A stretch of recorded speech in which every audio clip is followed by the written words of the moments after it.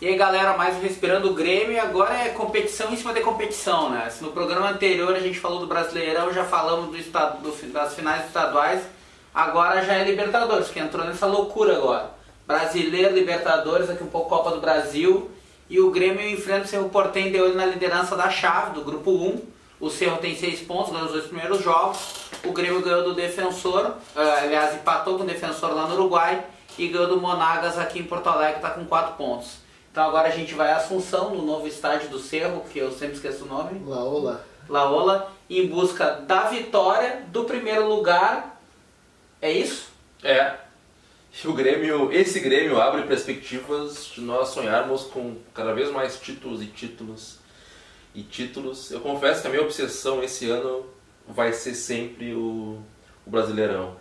Porque eu tenho também um pouco de receio com o que a Conebol pode fazer para evitar que o Grêmio ganhe novamente a Copa. Porque a postura do Grêmio entre a primeira final contra o Lanús e o segundo jogo, ela desagradou fortemente os chefões da Conebol, porque o Grêmio enviou ofícios a todos os patrocinadores da competição, meio que intimando e dando a entender que a Conebol estava trabalhando para o Lanús ser campeão, que era para as marcas, né, que patrocinam a Conebol terem a consciência e pressionarem a Conebol para termos uma final digna, né, sem interferência da arbitragem, e que se a Conebol, digamos, traísse os princípios do futebol, né, e na gaveta, no escritório, tirasse do Grêmio o tri, era para aquelas marcas abandonar a Conebol. Isso incomodou muito o presidente da Conebol, a instituição. Eu acho, cara, ainda bem que hoje as coisas são muito mais transmitidas, né? E ao vivo a informação voa rapidamente. Dificilmente um time vai conseguir perder um título através de canetaço, né? Mas que a Conebol não quer que o Grêmio seja campeão novamente, não quer. Tanto que os 3 jogos do Grêmio em casa foram marcados para 7h15 da noite. Os horários. Então a Conebol vai trabalhar nos bastidores para tirar o título do Grêmio. Tomara que não consiga, né? É um receio que eu tenho. Né? Christian, e que Cerro é esse que nos espera? O Cerro voltando, investindo no estádio novo, como o Flávio falou.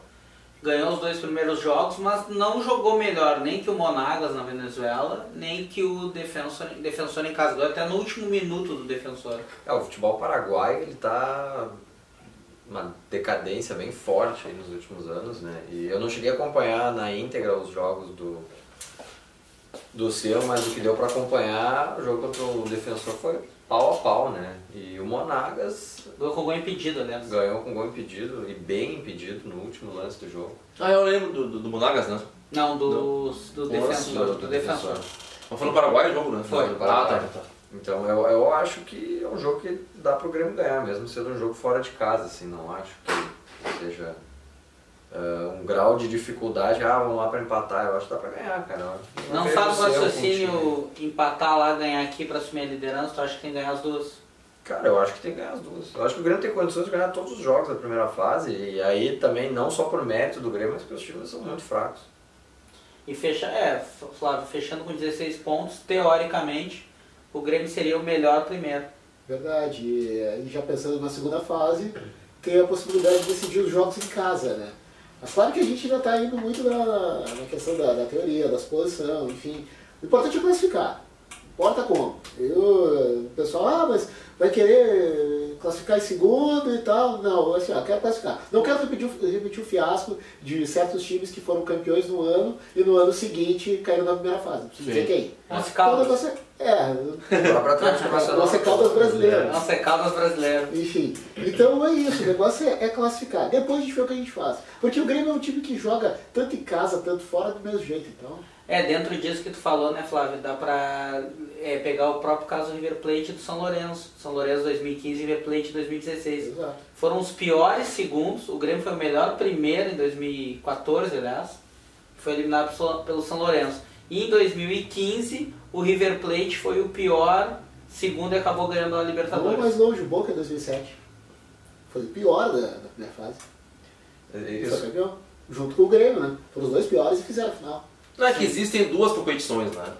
Sem dúvida. A Copa... La Copa, né? A Copa Libertadores são duas competições bem diferentes. E tem uma frase bem até famosa do Riquelme, né? Que ele diz, nas oitavas que começa, né, a competição. A primeira fase é só um protocolo, né? Pra chegar no mata-mata e aí ver, pra filtrar, funilar e aí ver quem realmente vai brigar pelo título. Antes eu fui nas teorias da conspiração, agora eu vou falar de campo e bola, né? O Grêmio, como falou o Flávio, eu concordo com o Flávio normalmente no que ele diz assim, ó, tem que classificar. Classificar e depois a gente vê o que acontece. Primeiro classifica. Obviamente que se conseguir classificar com condições melhores, né? Em primeiro do grupo, primeiro. Depois com mais pontos para ter vantagem na oitavas e quartas, é melhor. E o Grêmio, mesmo que comece a poupar, isso em relação também ao Brasileirão, que poupe um ou dois jogadores por jogo, nesse grupo, tem condições de fazer uma campanha quase que perfeita e ganhar os 4 jogos que tem pela frente. E acho que vai ganhar do Cerro Porteño. Cara, o Renato esse ano vai ter a postura um pouco diferente do ano passado. Ele não vai mais poupar o time inteiro como ele fez em alguns jogos. Ele vai inclusive poupar na Libertadores, mas poupar sempre 1 ou 2 por partida, manter o nível do futebol lá em cima, e aí tem condições de ganhar bem do Cerro Porteño e encaminhar para isso. Claro, isso, mais elenco, o que dá mais possibilidades, né? Dele poupar 1 ou 2 e o nível se manter lá em cima. Não, Christian, aqui o Grêmio, a gente está gravando o programa no domingo, jogando na terça à noite, o Grêmio com o Jael de centroavante, provavelmente na terça, e com o Jeromel e Luan, uma incógnita. Não, acho que já de volta já, né? Não, eu acho que os dois jogam. O Jeromel foi uma virose, sei lá, não sou médico, óbvio, mas é uma coisa que tu cura rápido, enfim, não é nada que... E o Luan foi poupado mais por questão de preservação, então... O Luan tava, eu até comentei, acho que comentei contigo, contra o Brasil de Pelotas, acho que eu comentei no grupo ali, contra o Brasil de Pelotas, o Luan tava se arrastando em campo. Eu não sei por que ele jogou, né, mas enfim. E com relação a isso tu tava lembrando do Grêmio ser primeiro no mata-mata, né? Até acho que importante, né, como exemplo da mudança de cultura, né? O Grêmio tinha aquela coisa, já tinha que decidir em casa, porque sabia que fora o time do Grêmio era horrível, né? Quantos jogos horríveis nós fizemos fora de casa na Libertadores, né? Então tinha essa obsessão de ser o primeiro do grupo, não adiantava nada, e chegava ali no mata-mata, primeira dificuldade, o primeiro time mais difícil já caía. Isso que o Edu falou de 2 Libertadores, eu acho que isso, eu concordo também, acho que isso fica muito claro no exemplo do Atlético Mineiro, né?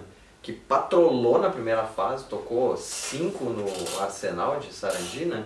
Na Argentina, jogava muita bola, no mata-mata passou quase todos nos pênaltis, eu acho. Sim. Mas foi um time que internalizou que ia ser difícil.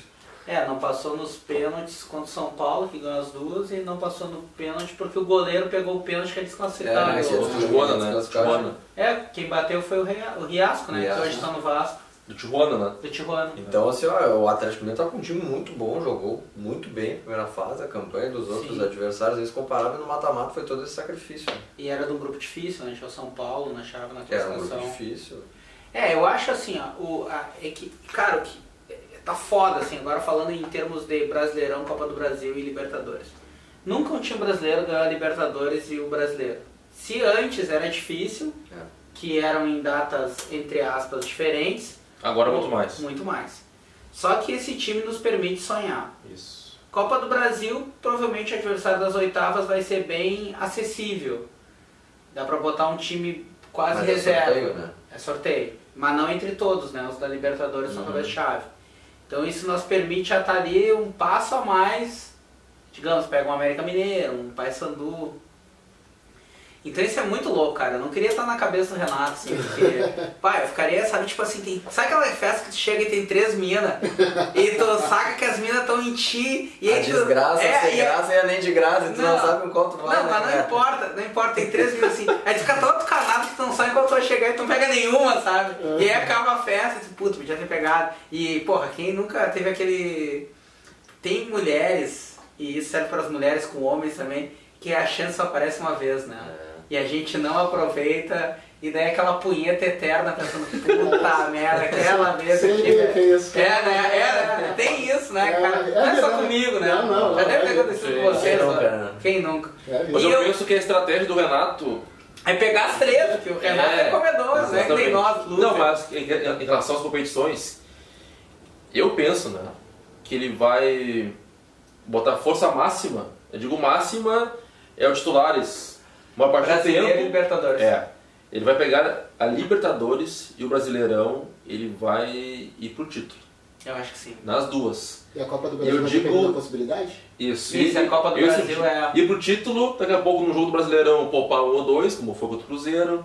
Daqui a pouco, primeira fase, tá? Da Copa Libertadores. Poupar mais 1 ou 2, mas sempre com força máxima e buscando o título. Eu odeio Na Copa do Brasil, Eu ele odeio vai... dizer isso, mas eu concordo com o Eduardo.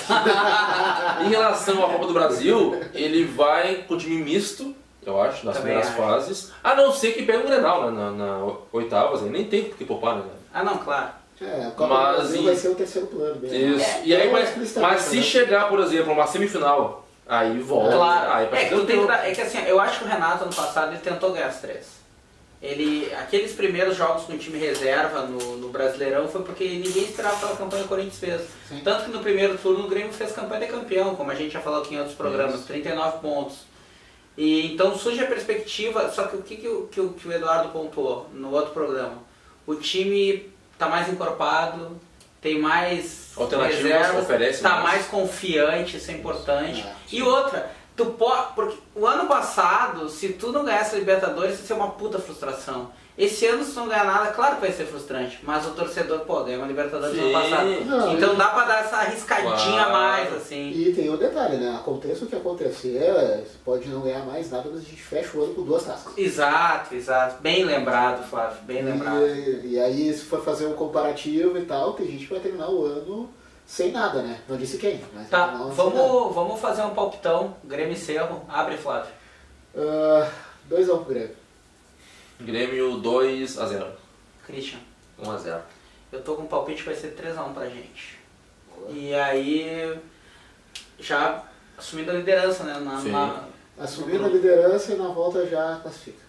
E tu vê nos outros grupos, mesmo que tu for primeiro, cara, vai vir um enrosco nas oitavas.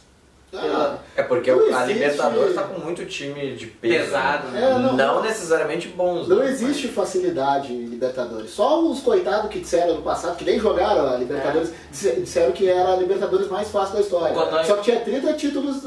O Lanús tocou 4 no River Plate nas semifinais. O Godoy era um time Cruz, sem- o era um time Godoy- sem tradição bom, o mas era um Godoy- time bom. O Godoy Cruz Claro. que o Grêmio eliminou nas oitavas é o vice-líder do campeonato argentino e é o único desafiante ao título do Boca esse ano. Exato. E já tá se credenciando pra jogar a Libertadores É. ano que vem. E nos sonhos, eu quero, Tadjeres, eu olha quero só, pegar o... O Tadjeres pode voltar à Libertadores também. Poxa. Do Guinha Azul. Eu quero encarar o Boca, meu, no mata-mata. aí. Eu também. Ia ser a final... bah. É. Posso Não a contar- final, mas pode ser oitavas, quartas. Posso contar uma historinha? Tinha, botei fora. Não, botei fora não, dei. Eu tinha uma jaqueta do Boca, que eu gostava de usar e tal. Eu nunca mais a usei depois de 2007. É. Nunca mais. Fez bem. Fiz bem. Sei lá onde Então ainda tá no meu coraçãozinho. eu quero esse pegar o Boca desejo também. de Eu quero a encarar o... vingança. Tá Nós temos entregado. totais condições. Que nós Claro. somos roubados naquele Esse momento. Grêmio contra esse Boca, a gente tem totais condições de Botar a eliminar. bola na boca deles lá dentro da bomboneira, hein? Ei, que delícia. 14 minutos, alguém tem uma dica de cultura? Estou com ele aqui. Alex, a biografia. Não tem relação com o Grêmio, né? Infelizmente, quando ele voltou O Grêmio tentou, da né? Turquia, o Grêmio tentou trazer ele e até eu vi que ele se interessou, né? Um pouco. Mas até por isso que eu acho que ele é um cara diferente, né? Ele podia ir pro time que ele quisesse no Brasil e ele escolheu verdade. voltar pro Coritiba pra ficar lá lutando contra o rebaixamento, salvou o Coritiba uma vez. Então, assim, eu conhecia a história do Alex muito por cima, né? Um dia na livraria achei a biografia. Muito legal a trajetória dele, é um cara que realmente tem Esse já tem estátua, tem né? uma cabeça diferente. Esse já tem Na estátua. Turquia, É verdade. Turquia. Exatamente. E para vocês terem uma ideia, só contar uma história rapidinho do livro. Quando ele veio para cá, um repórter lá de um veículo turco queria chegar antes aqui e receber ele no aeroporto pra fazer uma entrevista e tal. Só que ele não sabia pra onde que o Alex iria, né? Ninguém sabia, né? E aí ele tinha um amigo no aeroporto que falou que o Alex é pro Cruzeiro. E o cara pegou, digitou lá a cidade Cruzeiro e foi parar no Acre. Cruzeiro do Sul, nossa, eu tenho um amigo que mora lá, o Luciano. É quase Bolívia. Eu tenho um amigo que mora lá. Então essa é a dica. Alex, a biografia não tem relação com o Grêmio, mas é uma boa leitura. O Alex ele entra naquele rol daqueles grandes jogadores, acho que ele e o Djalminha que não foram a Copa do Mundo. Não foram a Copa do Mundo. Filipão, filho da puta. Você errou bem o Levou o Kleberson. Cara, eu não gosto do Filipão. Eu vou dizer, eu sou um dos poucos gremistas. Corta aí o programa. Não vou essa cortar. parte vai ser editada. E eu vou dizer por que eu não gosto do Filipão. É só olhem gremistas de verdade, 2 jogos. Campeonato Brasileiro de 2010, a vitória do Palmeiras 2-1 aqui no Olímpico. E a Copa do Brasil de 2012, quando o Grêmio foi eliminado pelo Palmeiras. E me digam se eu não tenho um pouquinho de razão. Aquele abraço.